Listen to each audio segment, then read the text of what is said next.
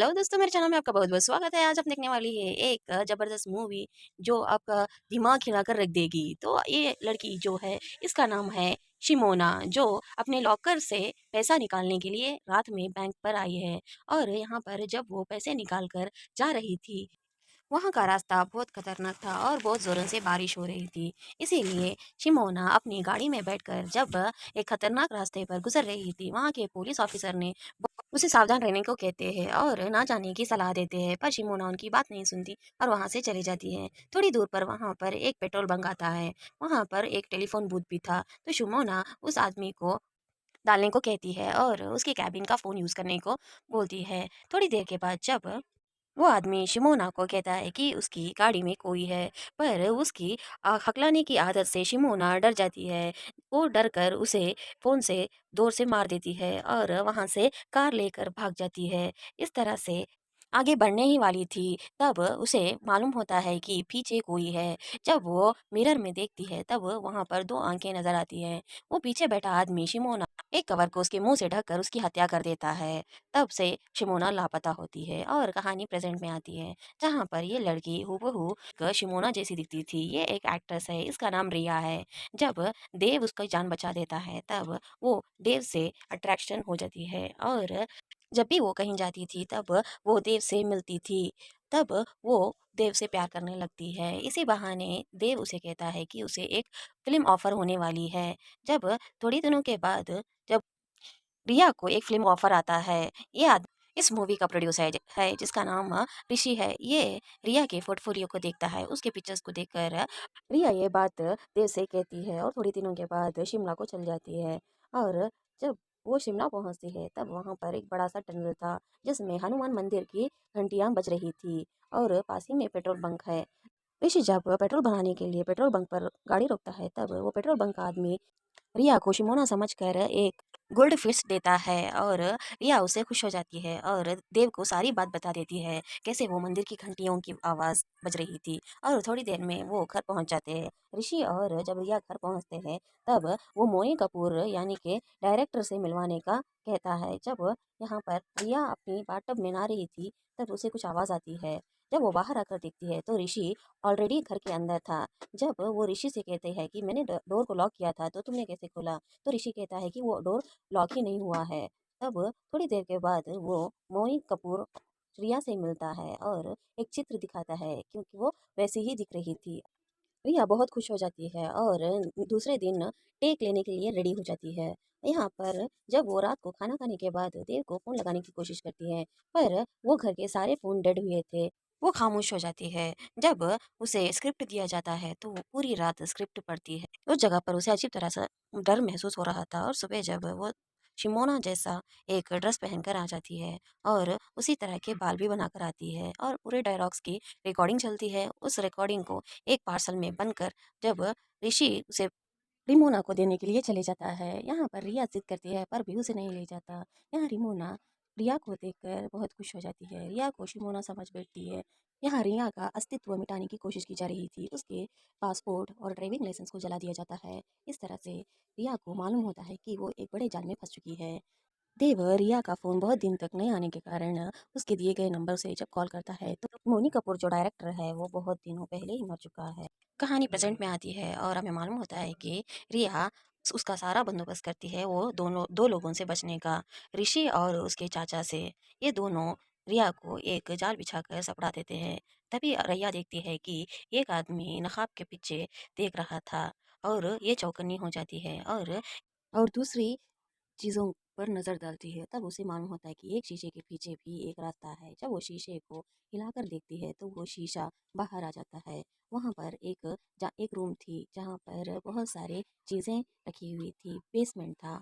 वहाँ पर देखती है कि एक फ़ोन चल रहा था। जब वो देखो फ़ोन कर कर बोलती है कि वो ये फँस चुकी है।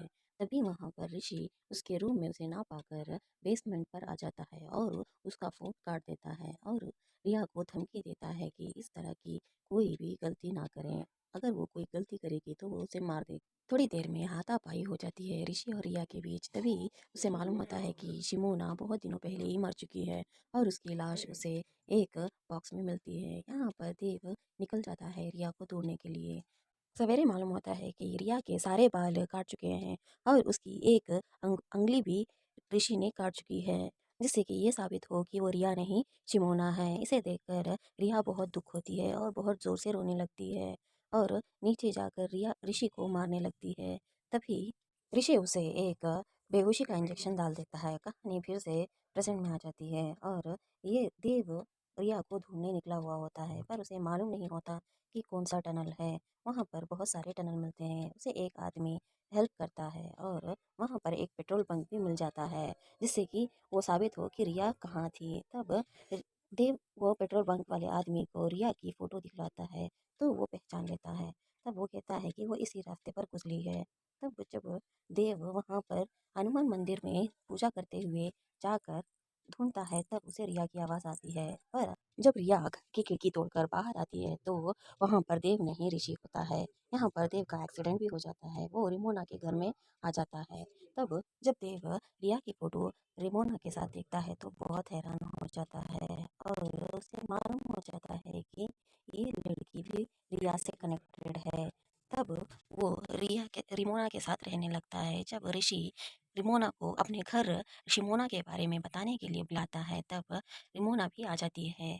तब वो रिमोना को शिमोना दिखाता है। तब रिमोना उसे करीब से देखती है। तब उसे मालूम होता है कि वो शिमोना नहीं कोई और है। तभी वहाँ पर रिया कांच तोड़कर रिमोना को कहती है कि उसकी बहन शिमोना मर चुकी है और उसकी लाश बेसमेंट में पड़ी हुई है। ये एक रिया है जो एक एक्ट्रेस है। तभी वहाँ पर रिमोना बेसमेंट में जाकर चेक करती है। तब उसे वहाँ पर कोई लाश नहीं मिलती, तो वो वापस आकर रिया को एक जोरदार थप्पड़ मारती है और वहाँ से चली जाती है।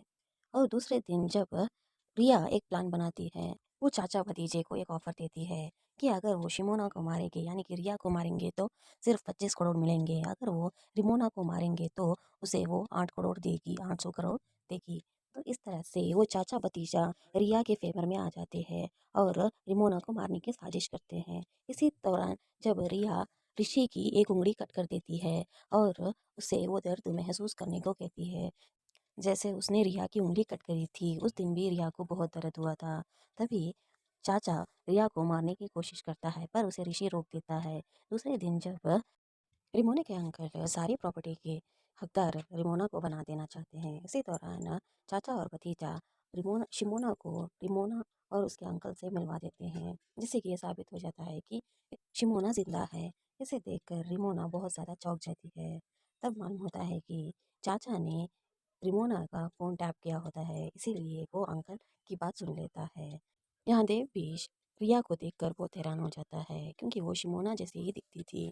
यहाँ पर देव को दिन में पढ़ने की बात याद आती है। तब देव समझ जाता है कि ये रिया ही है। यहाँ पर रिमोना शिमोना को गले लगाती है। जब वो एक पार्टी के बारे में सोचते हैं, तब वहाँ पर नाच गाना होने के बाद रिमोना एक बॉटल में जहर मिला देती है। जब सारे लोगों को वाइन सर्व करती है, तब वहाँ पर रिया भी नहीं पीती और चाचा भतीजा भी नहीं पीते और वो अंकल पी लेते हैं। तभी वो अचानक से मर जाते हैं। इसी दौरान रिमोना और चाचा और भतीजे के बीच में गोलियां चलाने लगते हैं और इसी दौरान ऋषि रिमोना को बांधकर कार में उसके चाचा के साथ ले जाता है। थोड़ी देर के बाद जब एक एक्सीडेंट हो जाता है और देव रिया को लेकर वहां से भाग जाता है। यहाँ पर थोड़ी दूर में जब रोड का डेड एंड आ जाता है, वहाँ पर गाड़ी फ्लिप होकर एक झाड़ पर रुक जाती है और इसका अपाहिज चाचा बाहर आने की बहुत कोशिश करता है, पर नहीं आता। इस दौरान बहुत ज़्यादा फाइट होती है। रिमोना खाई में गिर जाती है और ऋषि भी खाई में गिर जाता है। अगर आपको